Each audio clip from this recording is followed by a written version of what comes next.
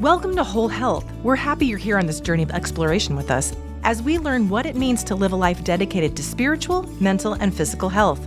Before we begin our program, we want to share a brief legal disclaimer. The information provided on this program, including any health-related advice or discussions, is for general informational purposes only and should not be considered a substitute for professional medical advice, diagnosis, or treatment.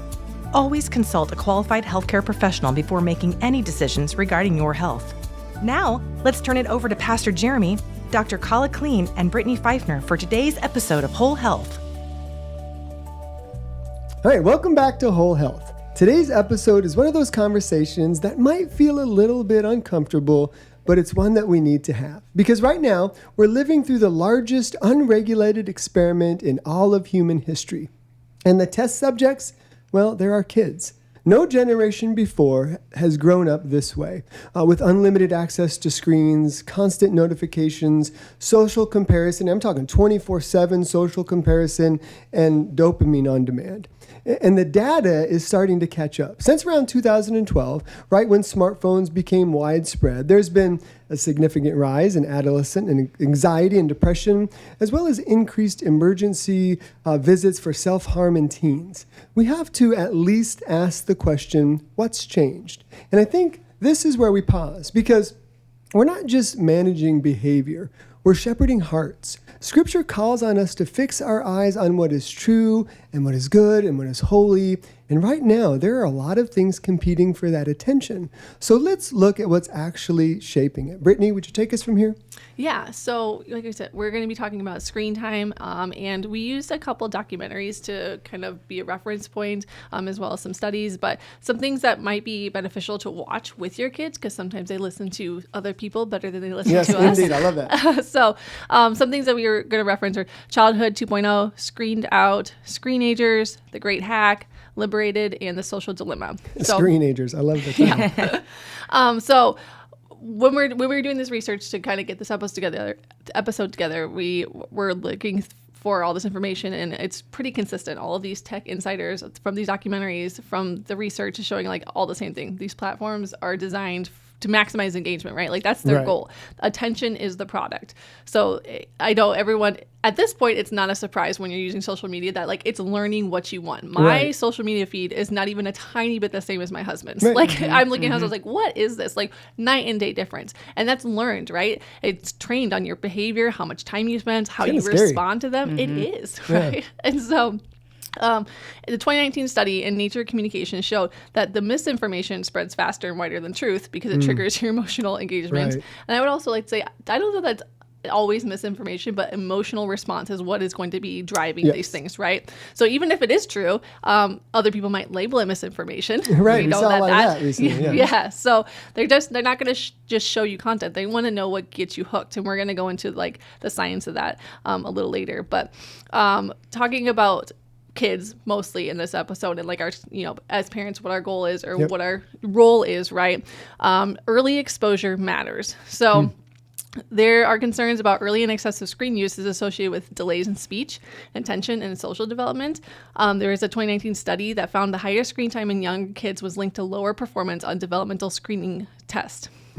So that's not great, right? Especially as there's so many new shows. When I was a kid, there was like a handful of things, right, on PBS. And that's what you watched when you were a young kid. But now, I mean, I have young kids, and there are 14 different apps that you can go. And some of them are actually good. Like there's Angel. I don't know if you guys have heard of that. Angel Studios, they make like a good biblical-based things. But there's still so many different platforms, so many different shows that you can show your kids. And they're not these slow, nice, have a good story, like we watched like Arthur, like Curious George, things like that were like slow, and there was like Curious George, and so those things that had like it had a story, there were natural consequences. These are like when my first son was little, someone showed him Cocomelon, and I don't know if you've heard of Cocomelon, but it is this like fast paced, really bright, really crazy, and there was a instant correlation every time you watch that and like his behavior afterwards. Oh, sure. As like a 1.5-year-old, right? Like there would be a dramatic difference versus if he had watched some of those slower shows, like, Land Before Time Dinosaurs, things that are really slow. And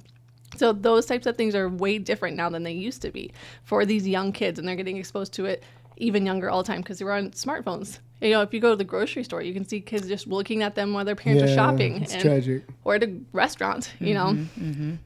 Another thing, so moving on to more like the teens, identity formation is now being outsourced. The kids are tying their self-worth to their likes, their comments, their follows. And the research is showing that social media feedback activates the same brain reward centers as addictive substances. So when someone posts something and they get likes or comments, their brain releases dopamine. And that's like the reward pathway in your brain, right? It's the same pathway that activates things like sugar, gambling, drugs. Wow. So this doesn't seem like as big of a deal until you kind of get into the science behind it of like, what does this actually mean for our kids and our brain and how we're wiring them, right?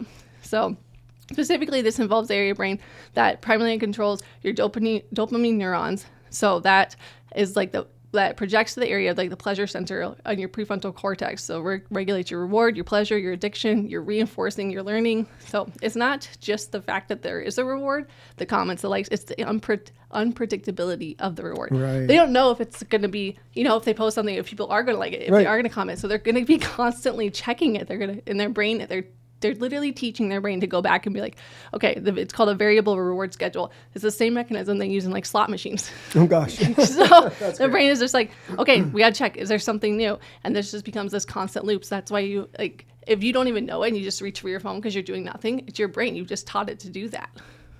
Man, that's crazy.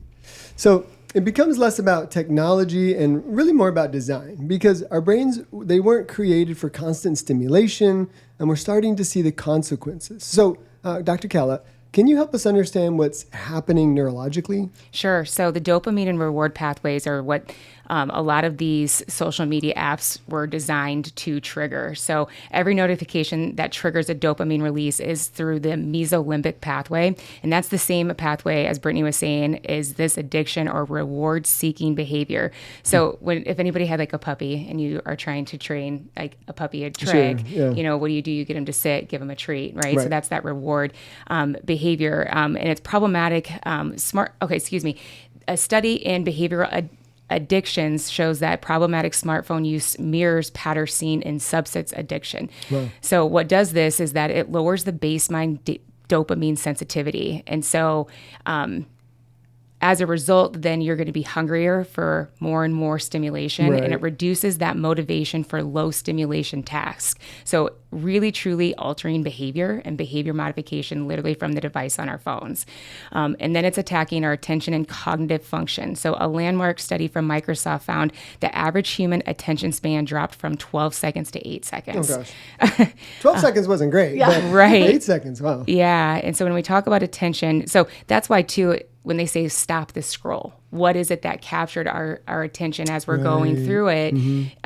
Is then how, you know, marketing agencies are going after our behavior. It's like, what's going to capture their attention to make them want to buy this new supplement, this new product that they need for, again, reward-seeking behavior. But when we talk about attention, we're really talking about how the brain filters and prioritizes information. There's a network called the prefrontal cortex working on the anterior cingulate cortex. This helps us focus, ignore distractions, and stay on task. So what we know neurologically, too, is that the prefrontal cortex isn't fully developed until we're about 24 years old. So what they're observing is that the younger we have before our prefrontal cortex is developed. So think what's really horrible for this is like teens and adolescents, that your cognitive and executive decision making is all being directed by your phone and not your own lived experiences. Sure. The more constant screen exposure, especially rapid short form content, the brain is being trained to constantly shift attention instead of sustaining it. And studies show that frequent multitasking actually reduces working memory, decreases cognitive control, and decreases ability to filter relevant information. It was all from a Stanford study. Wow. So then the prefrontal cortex, again, like we said, still developing into the mid-20s. This is why I joke, my husband and I got engaged before he was 24. And I teased that it was before his prefrontal cortex was developed, before he would know better, to make a better executive decision. But that's hilarious. If the more excess stimulation and lack of downtime can impair impulse control, MRI studies have showed structural brain differences in adolescents with high screen exposure, particularly in areas related to attention and emotional regulation compared to their peers that don't have any screen time whatsoever. Reduced frustration tolerance. So this is why we see so many kids are dealing with anxiety and they can't regulate. That instant reward loop train the brain away from delayed gratification. So this is the opposite of what we know builds resilience. So we're kind of creating like weaker, soft children and you when see we that. hand them 100%. Screen time and the ADD, ADHD effect. And this is really important place that we're seeing more and more diagnosis. And I get the question a lot. They're like, do you think there's more and more kids that have ADD, ADHD, or do you think that there's just better screening tools? And unfortunately, what we're seeing, because there's such a healthcare shortage, to get a true ADD, ADHD, you would want to have a clinical psych workup. But I know locally there's an 18-month wait list just for that. So is what's happening, it's based on surveys and questionnaires. And so we're seeing like, yes, this child is presenting with classic ADD, ADHD symptoms, but it's really how the brain is being rewired by the degree and the amount of screen time that they have. Jeremy, do you mind me asking, are your kids with school, is it through electronic or is it iPads? Some of it is, and some of it is book driven. So here at Calvary Christian Academy, we've decided to go back to the books, and we've taken, the iPads and all of that off the table. We do have computers and computer labs, but it's for a specific time of the day. We want to make sure that they're learning programming language and things like that, but not that they're only ever seeing screens. Even in the classrooms, we have whiteboards. I mean, we have a couple classrooms that have smart boards, and quite frankly, as we talk to the teachers, they like the idea of going back. I'm not saying all the way back to like Little House on the Prairie, one room classroom, but there actually is something to be said for that as well. But we do think pulling back on the technology and putting them in an environment where they're learning to learn the way that I think our bodies were meant to. We're seeing a greater result from that, test scores, and so it's been pretty fascinating. Yeah. Oh, I'm happy to hear that. The screen is just, they're being wired. If they look at a screen all day at school, then what do they do when they come home? They want more, and it's just fueling that more addiction. Exactly. But there's a growing body of research looking at the relationship between screen time and attention. JAMA followed adolescents over time and found that there was higher engagement with digital media was associated with an increased likelihood in developing the ADHD symptoms. We're also seeing this echoed in larger works, including a JAMA Pediatrics showing that an increase in screen exposure is linked to inattention, impulsivity, decrease executive function. When you understand what's happening in the brain, this connection starts to make a lot more sense. ADHD is largely tied to differences in dopamine regulation, reward processing, and executive function, especially in the areas like the prefrontal cortex. These are the same systems that are heavily stimulated.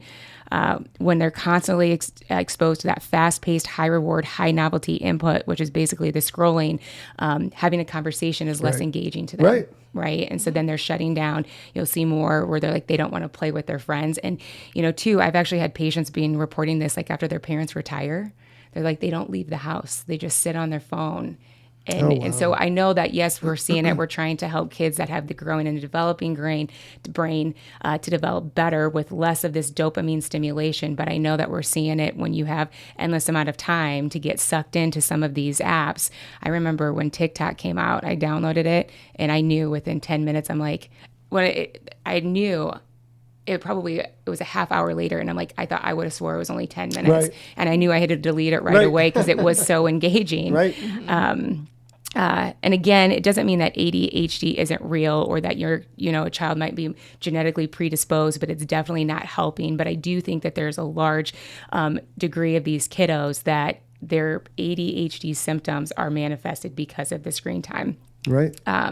So the encouraging part about all of this is that the brain is adaptable. If you take away the stimulus or this high stimulus, we can rewire the brain. So if you're listening to this, and I've been guilty with my two kids, the screen is convenient if I need to get stuff done and let them be, engaging. But really, I think we need to echo and mimic what we want our kids to do. And so I know before we were starting to record, we were talking about how even for us, and we're trying to be efficient, check my email, check my text, but putting those screen time timers. Right. And if we need to give somebody else the password or tell them to set the Right. password so we can't, to put those I don't know if you would call them like locks or breaks. Yeah, roadblocks. Yeah. I think that's important. We have done that with our kids. Our youngest son now, he's the last one living at home, so maybe he's getting more attention. But we did it with all of our sons, and now as a process in helping to train him with his mobile device, I've put him on mine. Like we always have had controls on our phones because you don't want to accidentally stumble into something that you can't unsee. And so those are important. So I'd really love to stress that for you parents. There's a great variety of apps that you can put on your phone, your computers, that will help you from stumbling onto something that you shouldn't see online or that your children shouldn't see online. Highly encourage you to do that because it's hard to work through that with a child that's been exposed to something far too young in life. I don't think we should ever be exposed to those things, but man, that's so important. But even beyond that, putting structures in place to limit my own screen time, so that I'm not being a hypocrite with my kid and going, I only want you to have 2 hours of screen time a day, and then I'm scrolling until midnight or something, and so it's been a fun kind of learning curve. What app do you use for controlling that? Well, so there's a few. Like Net Nanny is a great one. Okay. I highly recommend Net Nanny. We'll have to kind of come back to that. There's another one that I've recently started looking into that seems like it's got a lot more structure to it that might be more beneficial. Net Nanny is solid. It's well known across every platform. But I think with anything, the longer it is around, people learn to hack them, and then if somebody knows the ins and outs of it, how good really is it? So not that Net Nanny is perfect, but I think it's been good for us for years. But ultimately, this isn't just about willpower, right? This is about wiring. It's about what wires the brain and what shapes identity. So Brittany, maybe walk us into that, kind of the mental health side of this. Yeah, so this is where I think this is kind of the most important section of it. Is this where we get some kind of hard data that we can't ignore. They're talking like teens, so talking specifically like social media aspect of screen time, and mental health. So number one, anxiety and depression. When we look at large-scale studies on teens and social media use, there's a very consistent pattern. The research shows that teens who spend more than 3 hours per day on social media, which is probably most teens, have a significantly higher risk of anxiety, depression, and overall mental health challenges. When we look at, but then what makes this even more significant, if you look at populations that have lower or no social media exposure, or they limit it or step away from it, they see measurable improvements in that mental health. So there was a study that showed when college students limited it to just 30 minutes a day, so not no social media, but just 30 minutes a day, they had significant reductions in their loneliness and depression within just a few weeks. So there's all these kids where I know when I was in college, there was it's a hard time, especially if you moved away from home, and so a lot of people use social media to stay in contact with their family and friends. But I had several friends who were having a really hard time, and they were on their devices all the time. Where and if they went to their provider, now they're on medication. Instead of just trying to step away from that and move your body and get less screen time, and research shows within a few weeks, significant improvement could have been done. So awesome. I just want people to know that that could be such an easy first step. If your kiddo is struggling, let's focus on that first before we hop to trying to figure out all these other mess of things. Let's do what we can, the easy things first, and see where it goes. Yeah. And so communities that have delayed smartphone or limited use, they have overall lower rates of anxiety and depressive episodes, especially in the younger adolescents. So it's not like a perfect comparison, but the trend is consistent. More exposure correlates with worse mental health. Sure. And then when you dig into the comparison and self-worth part of it, our poor teens these days, Facebook came out or was really popular when I was middle school-ish. And so I didn't I'm really a lot older grow than you. I know. I do remember dial-up. But I didn't grow up with a ton of it. By the time I was in high school, it's people would get on it, but that's Yep. like back in the day when people would just like put song lyrics as their status all the time, and Sure, like, you know, it was right. not the same as it is now.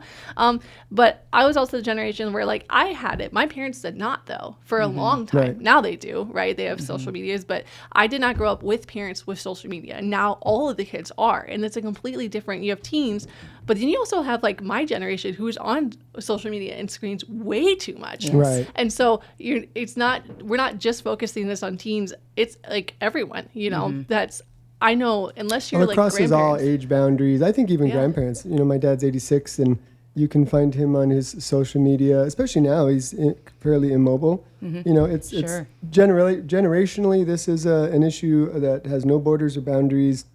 I think it's important to focus on the kids because turning their behavior patterns around early is the best thing that we can do for them and for their future. But it is a conversation that we as adults need to functionally understand that this is hurting us too. Absolutely. And what we, like you said, we don't want to be hypocrites. What we do, our kids are going to Right. mirror, right? And I know a lot, like it's affecting teens, but then I know a lot of moms, especially like new moms or people who are like, just don't know what life is like when you're first starting out a family and you're like, this is so hard. And you just see the highlight reels of all these other people who are living this Right. perfect life. And you're like, that's not real We life. didn't understand there's like 10 takes to get that one shot, Yeah. or 20 or 30, you know. In that aspect, I think social media for me is almost the most dangerous because it presents an unrealistic expectation of Absolutely. life. You know, the young lady that takes the video, she's sitting up in bed, just woke up, you know, and, you know, she just spent an hour and a half getting ready Sure. and then jumped back Yeah. into bed to take the reel, you know. So, man, yeah, it's creating an environment that we can't live up to. And I think that's a huge part of the social dilemma is we're struggling with how do we get to that and how can we be those people? But it's really not, we're not capable of doing that and we're not supposed to be. Like it's okay to just tie your hair back and be you Sure. for a day, you Yeah. know, like I don't have hair, but so yeah, I definitely resonate with that. I think another level to that now is all the AI. There's like these fake profiles now. They're completely AI, where it's like this is not even a real person that these young people like. I see it, I'm like, this is ridiculous. It doesn't like no part of me is like, oh man, I wish I could be that because it's so Right. fake. It's so not real. But you have all these teens who are growing up and like sometimes it's hard to tell like what's real and what's not. So this like comparison and self-worth, like social media just keeps activating that reward center that you want, just that constant validation of people. Like, how do I compare? Where do I stand? Like, just basically just want the likes. You want the people to tell you how you Right. feel. And no, it's because you're not getting in real life because you're just on your phone. You're not with your friends. You're not Right. socializing. So this like constant loop of self-evaluation over time can just really impact self-worth. And then there's like the sleep and mental health link to it as well. We'll talk about sleep more in detail, but as far as it goes for mental health, the increased social media use is strongly linked to poor sleep quality, and that poor sleep becomes a major contributor to depression. So, of course, it's poor sleep because we have a light in our face Right. late hours of the night, especially if if there's parents that aren't regulating their kids' phones like you are and not taking them away. We're not And we have shutting our off the devices Wi-Fi shut at off night. before 9 every night. Oh, you such a know, healthy so that boundary, it, you know, Yep. and you know, I mentioned 2 hours earlier with screen time, but we're actually only allowing like 45 minutes of that to be social media. And then you can use, you know, YouTube. I don't necessarily look at Sure. exactly the same way, Great. but it certainly can be. So he can use some of that for, you know, YouTube, and then, you know, messaging if he wants to message his friends and stuff. But I would rather that he was making phone calls and FaceTiming Sure. and or getting out and, you know, riding a motorcycle on our property, or, you know, Yeah. being outdoors, digging, anything, Sure. but watching somebody else live their life. You know, that's the tragedy of it for sure. I heard somebody talk at the gym one day. They're like, I love it that I got my kid an iPad so they can watch YouTube and watch kids playing with toys on YouTube. Like, that's somebody else. And that's hilarious. Someone Yeah. showed me a Yeah. video of a child unboxing a toy, and the kid has millions of followers, and all he does is unbox toys, and you're like, you're kidding me right now. Yeah. Like, this is the most absurd thing, but it's the society that we're living in. Sure. It's last component of this is like cyberbullying. This is not something that we really had to deal with as kids. This Right. is like unlike previous generations, where if you know, to be bullied, you had to be there, right? You had Right. to be in person. But schools and kids today are carrying it within like 24/7. There's data that shows increased rates of online harassment and ongoing exposure, which significantly increases anxiety, emotional distress, like feelings of isolation. And it's not even just their peers. I mean, kids are being targeted by adults in other countries, creating fake profiles and getting them to lower their guard, and then send me a picture of you, scantily clad, and then using that to try to get money from them. And you're hearing on a regular basis now, young people taking their lives because they can't come up with the money to buy these images away from these people. That it's, I think if we're going to allow as a society social media to continue, which is in question in my opinion, then these kinds of things have to be regulated. The social media companies have to do a better job regulating how our young people are being attacked in these kinds of ways. And I think cyberbullying is one of those that, like you said, like we just don't truly understand how that worked. I certainly didn't, there weren't even cell phones when I was in high school. So I think my senior year, my dad got a phone in his car, and you were able to take it out, but it had this huge box, and I thought, man, this is so cool, but boy, we have moved on for sure. I think one of the hardest parts is watching your child struggle internally, and that's the problem with cyberbullying. It's the problem with, seeing them look at other kids' lives and, wish they were living that life instead of their own. And the fact is, all they have to do is open the front door and go outside, and they can share in that. But watching your child struggle, it's hard. And as parents, we may not be able to control everything that they're exposed to, but we can be intentional about what we're building at home. Because they're growing up in a world where feedback is constant, and it's easy to start believing that your value comes from how other people respond to you. And what's important to understand is that this isn't just emotional. There's a real psychological impact to all of this. And one of the biggest areas it shows up in is sleep, as you kind of already touched on, Brittany, but maybe Dr. Kala, you can help us understand that on a deeper level. Yeah, so I think it's really healthy, like what you guys do in your family. And did you shut down your Wi-Fi starting at 9 p.m.? So I can show you the app on my phone, Sure. And it's really just a screen time app, and I'm able to control my phone and my son's phones just through that screen time Sure. app. What app? It shows me how much time they spend on each Sure. app. I can turn off specific apps if they have one that I don't want them to have, Sure. or if they're using it too much. But basically, at 9 o'clock, the phone just is unusable except for certain apps that you can leave on, like Sure. a phone call, a map, a weather report, Sure. Those kinds of things. And I did the same thing to my phone, and it's really helped me go to sleep easier. I'm telling you, boy, this is an important conversation. Yeah. Yeah, because I do know, for the listeners, you can go to pubmed.gov, and if you just go into the search, so this is like the national database of like all research, and if you type in TikTok, Snapchat, Fortnite, you can see all of the studies on behavior and behavior modification. Wow. And it's one of those things like when you do, and especially if you watch those 6 documentaries, it's one of those things, it's like it scares you enough and gives you enough information that it convinces you like, I just either need to delete these apps. Right. Tyler and I always talk about we want our kids to live in this world but not be of this world and get that consumption. So Well, Jesus prayed that in John 17. Yeah. That we're in this world but not of this world. And so it is that fine line of like, when do you, as you're listening, of like, what's the most age appropriate time to give your kid a smartphone, Right. which I'm like, none of us should have the Right. smartphones if Go we're back to really the flip truly being phone, honest. yeah. Like none of us really truly need it, but it is one of those big convenient things.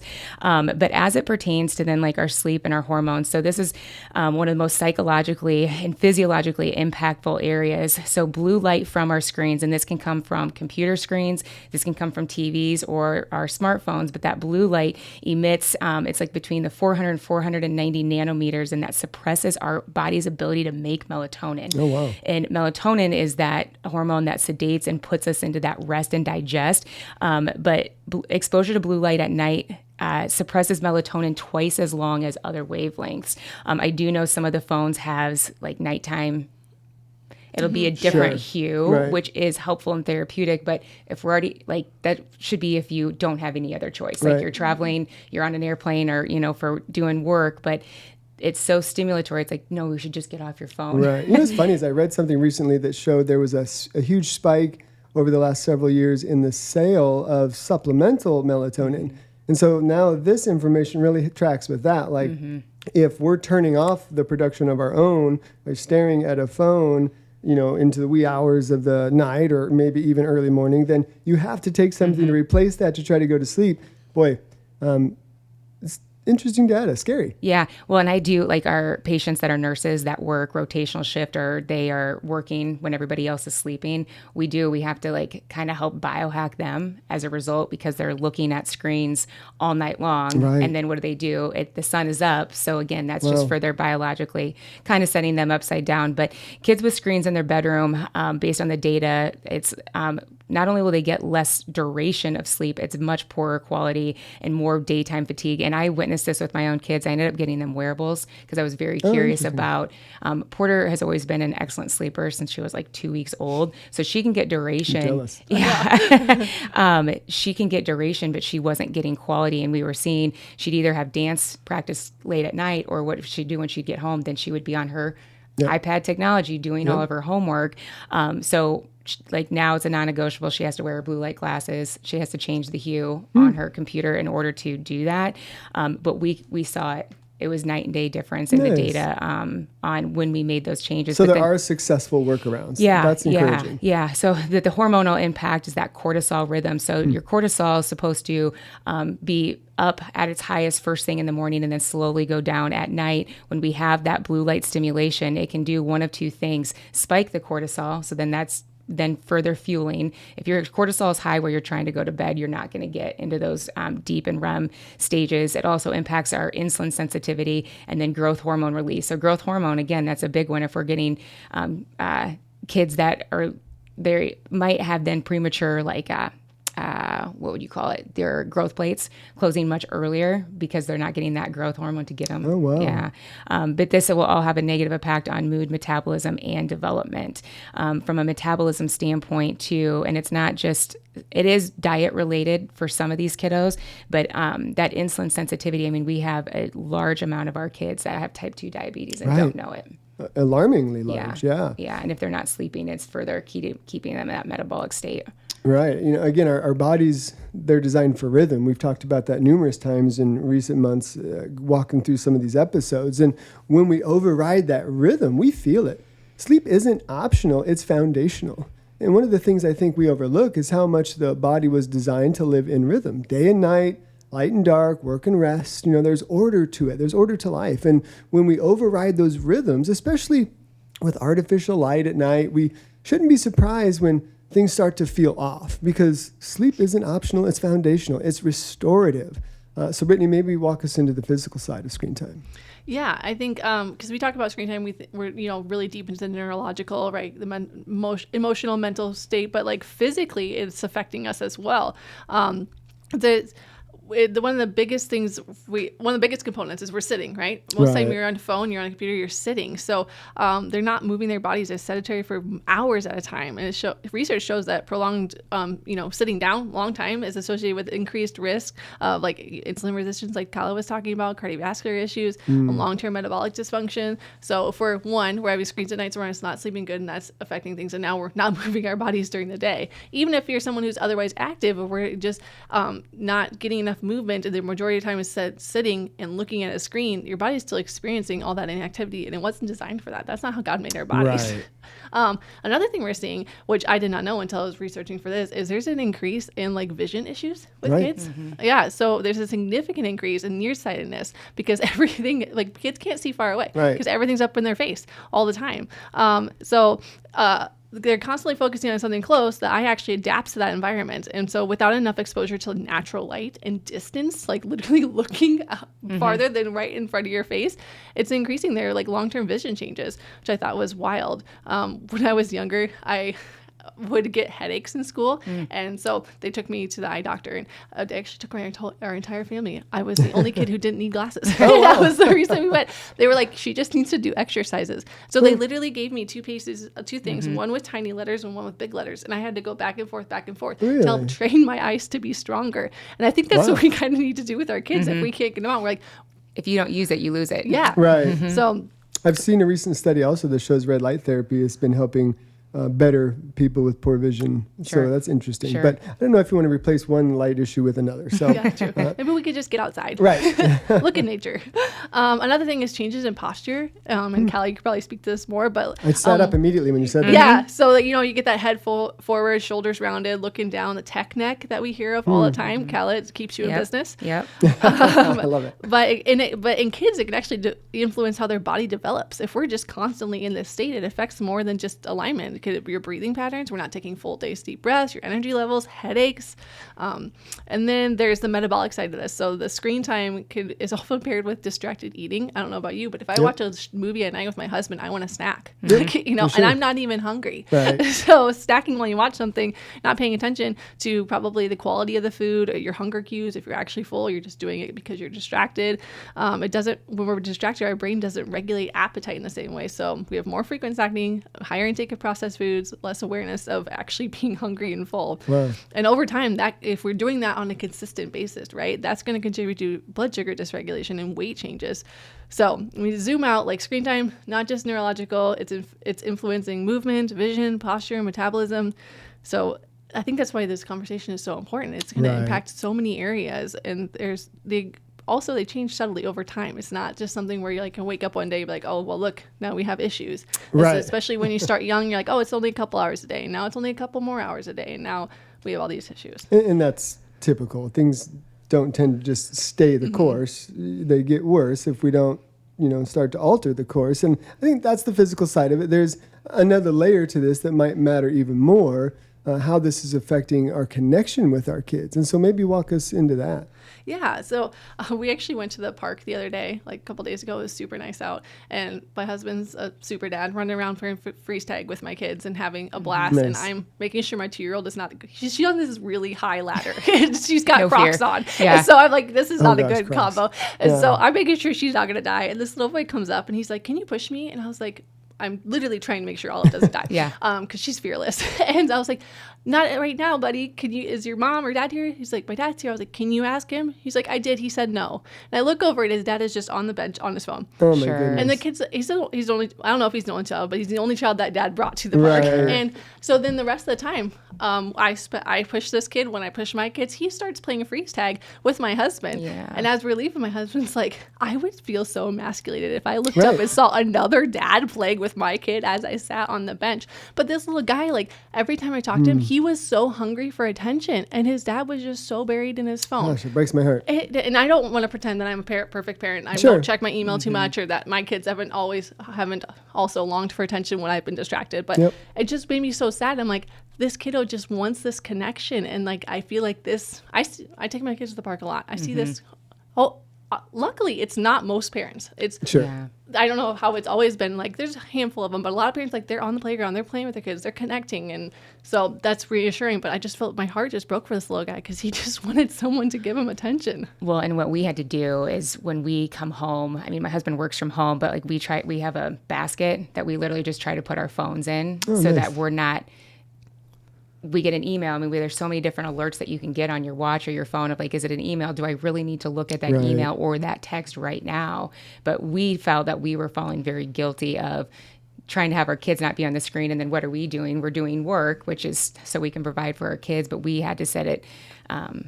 Set limits to even that. Yeah, And yeah. that was one of the things that screen time, and that's actually just built into Apple iPhones. It's Yeah. not like a separate app that you download. Yeah. But one of the things I noticed when we were setting it up was it actually tracks how many notifications you get, where most of those notifications come from, how frequently you respond to them. And Sure. starting to see some of that data was actually really eye-opening for me Yeah. because I don't think you realize Yeah. how often you're Picking up your phone. distracted and having to go, oh, just give me a minute. I'm going to have to go deal with this. And so I love that idea of just putting the phone in a basket, great, I guess you have to drop the wearable or turn off. Turn the I alerts actually off. used to have Yeah. an Apple Watch Yeah. and I stopped wearing it because it was so distracting. It's funny. I say that I'm not easily distractible, like as a pastor. That's primarily though, like Sure. when I'm in the sanctuary, when I'm teaching, people can get up and down and go on, and I don't really pay attention to that. But outside of that, I'm a Sure. pretty distractible person, and I have to start figuring out how to create those boundaries for myself, or it's just going to snowball. pull that attention. Absolutely. That I did this. I had similar. I had a smartwatch, and I just couldn't. I would just get too distracted. So things that I did was I just got a dumb watch, a normal There you watch. go. I got a different tracker, so I have the Ring, so I can still have the data that I want, but I'm just not distracted by it. And I also just strategically placed notebooks around my house because I found what I was doing is I just picked up like, oh, I need to look this up, or I need to add this to my grocery list, and that was always my gateway to getting into my phone. I'd pick it up to do that, and then I'm 14 emails deep and not realizing it. So I'll plug in my phone in a different room, and I'll just have a notebook, and I'll just start a list. So I'm like, later when the kids are asleep or when I have like dedicated time, I'm going to do these 15 things, and I'm not going to get distracted 15 times in the middle of trying to play with my kids. That's great. The research just shows that even brief phone use during interactions reduces child engagement, which makes sense. If I'm talking to my husband and telling him about my day and he looks at his phone, and I immediately feel like he's not really paying attention to me, right? Yeah. So like when my kids are doing the same thing, like how I don't want to be doing that to them. So we're losing that eye contact, that conversation, right? Yeah. Complete conversations, not distracted conversations. So our kids need that connection. They need to feel seen. So things that we can do. So number one, we can try to anchor the day. Morning sunlight exposure helps regulate the circadian rhythm. Just getting outside with your kids in the morning. Sometimes we eat breakfast on the deck, and that's just a good way to start the day together. No phones, no technology, out in nature, get some fresh air. I know, depending on the time of year, that can be hard to do, but the sunlight. And number two, protecting sleep. No screens 1 to 2 hours before bed. It proves that melatonin, like we had talked about, or even earlier, is ideal. Sure. 3, delay exposure. So don't give your kids the technology. I mean, once you start something, as we know, it's harder to stop, right? So waiting as long as possible, you lower your risk of dependency. You make sure that they understand the significance of things before you're just handing them this device that's going to maybe ruin their life. Right. Yeah, like our household, we won't let them have any of the social media apps. They can't do Snap. And two, like I was at a barbecue neighborhood grill I was like a year or two ago, and Ashley Henson's like chief of staff was there. And so I like went up to him, I go, I need to talk to you about Snap, because I know Ashley was really championing a lot for getting that banned. Nice. And it was actually like very eye-opening on this strategy behind the owners of Snap on age grooming and suicide ideation. Oh, gosh. And it was enough of a conversation that I was like, it's a non-negotiable. It won't be in our household if you want me to be paying for your cell phone. Right. But the reality of that is, even here locally, there was a 17-year-old girl who bought a suicide cocktail off a social media, and it was completely untraceable. Oh my goodness. And it was like a meat shelf stabilizer. She only had to mix it with 4 ounces of water, and it did take her life. Oh my and so gosh. these are like, in my opinion, if you care about your kids' mental health, and I think that there's a degree that, yes, I'm going to have my kids will get exposed to it at some time.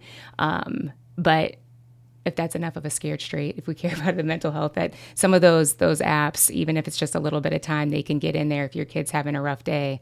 Well, what is it? Roadblocks? The stories, Roblox. You all hear all the stories of kids being targeted, and the kinds of sex trafficking actually that can be traced directly to the interactive like messaging platforms on the app.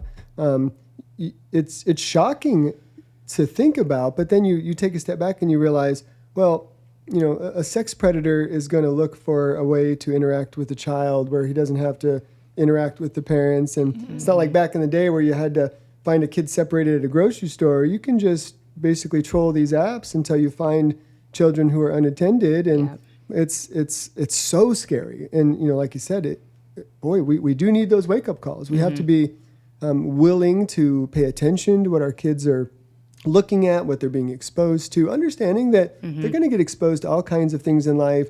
And as parents, it's our job, Proverbs, we're told to train up a child in the way he should go, and when he's old, he won't depart. That means that we have to put in the effort to train them. Sure. The word, it's actually used in the Hebrew language as a form of training soldiers. And so it's not like this, you can teach your kid to tie a shoelace. No, it's about learning to wage war. And the fact is, you have to really extrapolate that out and understand that every aspect of their life, the devil is warring against them. And they're going to have to learn to wage war against the devil. And these smartphones have been a gateway for the devil into all of that. It's not to say that, every aspect of the smartphone is terrible, Right. but I do think it is dumbing down our society.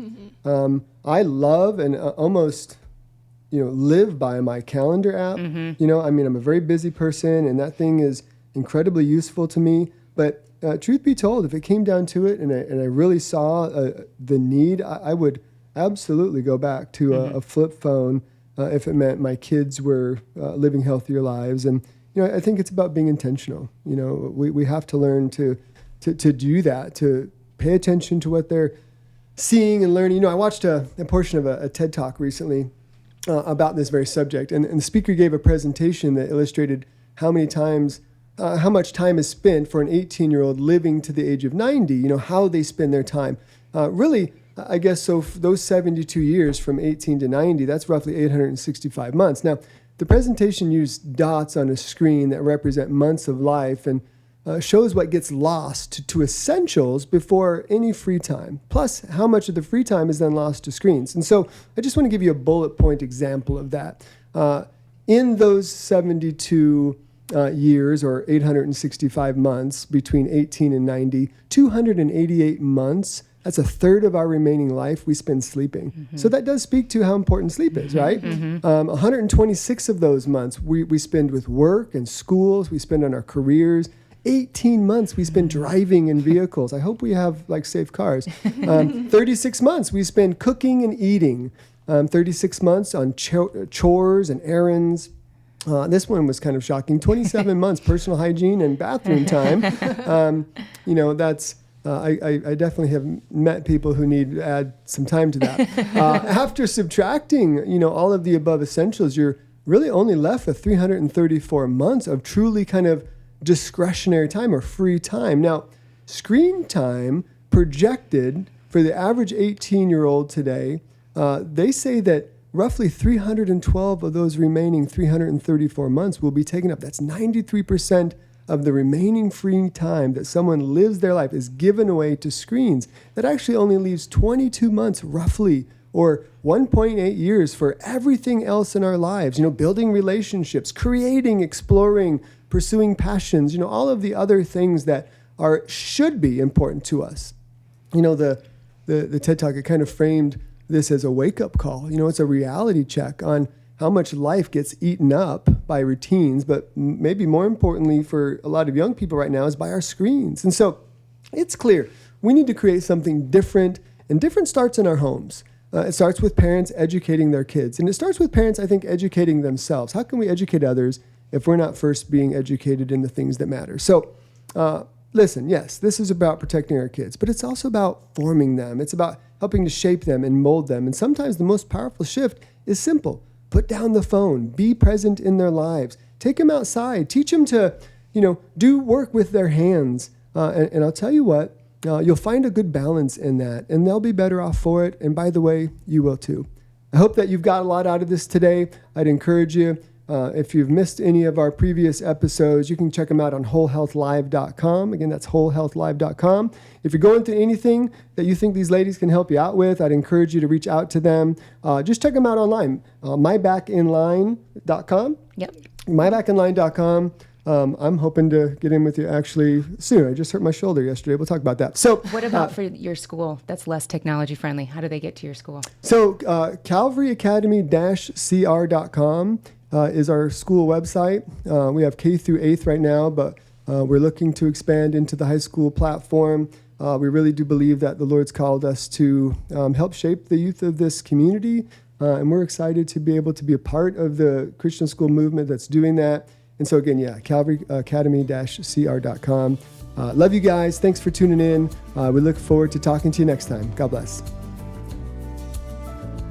Thanks for joining us today on Whole Health. If you'd like to learn more about our program, have a question for our hosts, or want to find past episodes, just head to wholehealthlive.com.